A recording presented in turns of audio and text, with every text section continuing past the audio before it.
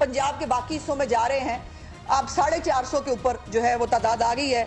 अब ये quick short और इनविजिबल और डिस्पेयर मार्च जो है वो देखिए, अब कैमरा आपको दिखाएगा, हमारी बातें यकीन ना करें, वो आपको कैमरा दिखाएगा कि कितना रंग लेता है। अभी जो कायदे इनकलाब ने तकरीरें फरमाई हैं, पहली तो बात यह है कि कायदे इनकलाब को कोई बंदा ये बताए कि जिस चीज़ का वो जिक्र कर रहे थे, जिस बयान का वो जिक्र कर रहे थे, इजाजुल हक साहब वो बयान वापस ले चुके हैं। कोई शर्म है आपके अंदर कि आप एक प्रोपेगेंडा, एक बेसलेस बात से आप एक प्रोपेगेंडा शुरू करते हैं और फिर उसको आप बगैर किसी बात के आप उसको फैलाते चले जाते हैं।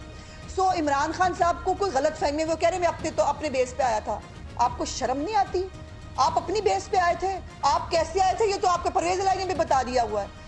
आप नेपियां बदलवा के और उसके बाद जो नेपियां बदलने से लेकर आपके चलने फिरने तक का जो इंतजाम किया गया, उसके बावजूद आप इतने फालिग ज़दा और अपाहज थे कि आप खुद चल भी नहीं सके।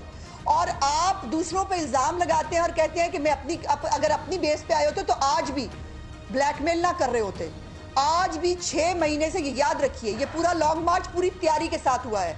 इस लॉन्ग मार्च के अंदर हिटलर की तरह हलफ भी लिए गए हैं। इस लॉन्ग मार्च में जो है वो हिटलर की तरह पूरी तैयारी की गई है और अब उसके अंदर जो सोने पे सुहागा है इस फितना फसाद मार्च के अंदर, वो अब बारूद भी इकट्ठा किया जा रहा है, वो अब बंदूकें भी इकट्ठी की जा रही हैं। और शहबाज शरीफ जो है वो क्या कर रहा है, ये पूरी कौम देख रही है। एक तरफ तुम हो जो एक फितना और फसाद की मुजस्सम शक्ल हो, एक तरफ शहबाज शरीफ है कि जो सैलाब ज़दगान की मदद कर रहा है, वो जगह जगह जाकर तुम्हारे किए हुए करतूतों को ठीक करने की कोशिश कर रहा है, वो जगह जगह पर जाकर पाकिस्तान के लिए, पाकिस्तान की आवाम के लिए सीपैक चलाने की बात कर रहा है, वो पाकिस्तान के अंदर इंडस्ट्री चलाने की बात कर रहा है। और उन्हीं के होते